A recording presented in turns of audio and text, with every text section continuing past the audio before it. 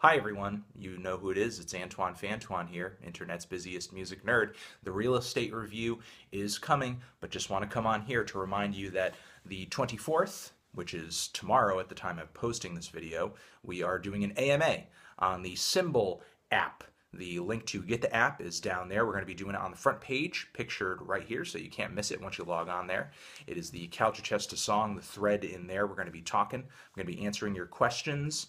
And yeah, and while you're over there on that app, follow your boy, because I not only act cringy like I did just now, but I also do a lot of good music recommendations, songs that I like a lot, things I'm reviewing, things I'm not reviewing, personal picks and stuff. So yeah, that's it.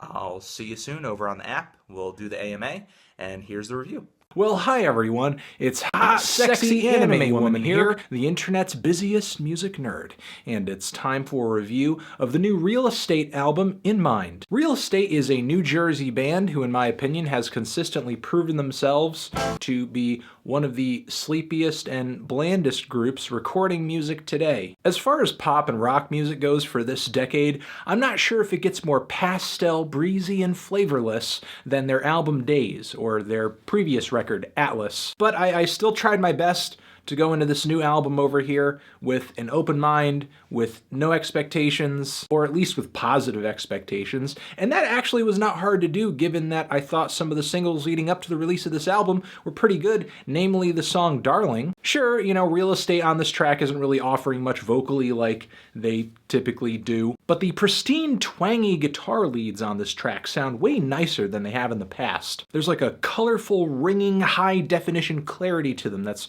really pleasing. The bass sounds great, the drums sound really natural and crisp, the synthesizers have a blissfully airy quality to them as well that's really nice. Definitely the best production and mixing on any Real Estate album thus far. I also love the angular guitar work all over the track and the weird groove on this song too, which I haven't counted out, but I'm pretty sure at one point is or just kind of slips into an odd time signature. If Real Estate could record an album that's consistently this euphoric and compositionally intriguing and rich and warm with sound, then, you know, why couldn't they put out a good album? It would be their best yet. And in some ways, I think they kind of achieved that on In Mind. I definitely give the band props for coming together with their most versatile track list yet. There are lots of very peppy but gentle rockin' singles on this thing, some dreamy ballads, and the song Diamond Eyes, one of my favorite tracks in the track listing here, is a folk rock tune with a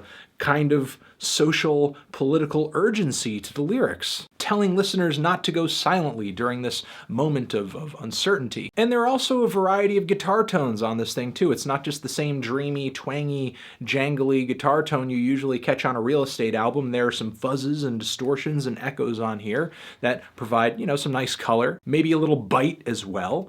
But the issue with this album, the underlying issue with this album, is not really all that different from the underlying issue on Real Estate's past records, and that's beyond the shiny surface. There's not all that much going on. I mean, sure, it does sound better on this album than it has in the past, but with some of the songwriting here, there's not much to write home about. Darling, Serve the Song, and Stained Glass are actually an excellent trio of tracks to kick the album off. Some of the best tunes, some of the most passionate vocals, some of the most interesting guitar lines all turn up on these songs. But with After the Moon and Two Arrows, I think the album begins to lose steam with the band mixing their jangle pop sound with a little bit of psych pop pastiche that turns up mostly in the songwriting. The tracks don't really have much oomph to them, nor are they any more blissful or sound rich than the tracks that preceded them.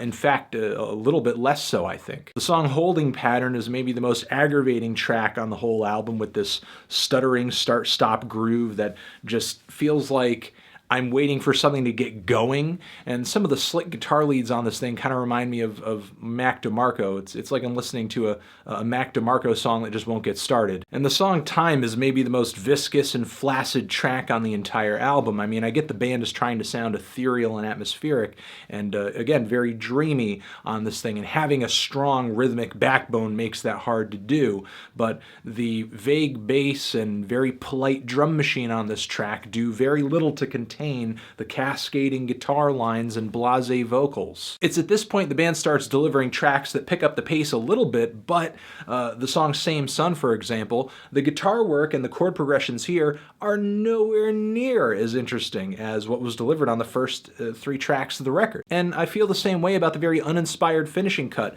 on this album too, a track that sounds like it could have been placed at any moment in the track listing and it would have sounded just the same. This track doesn't do much to bring any closure to this record. Again, I appreciate the variety the band has brought to the table on this record, but there's not much of a sense of flow in this track list. But like with the band's previous records, I just get that same vibe, that same feeling of what I'm listening to is just fantastically, amazingly okay. It's offensively inoffensive. More often than not, I'm just sitting here waiting for something interesting or exciting to happen. For sure, it's better than the band's last album, Atlas, but for me personally, someone who wasn't a big fan of Atlas at all, that might not be saying all that much, but you know, maybe to somebody who's a big fan of Real Estate sound will at least hear and get the increase in sound quality and occasionally songwriting quality that the band is delivering on this one. Still though, I'm feeling a light to decent 5 on this thing. Transition.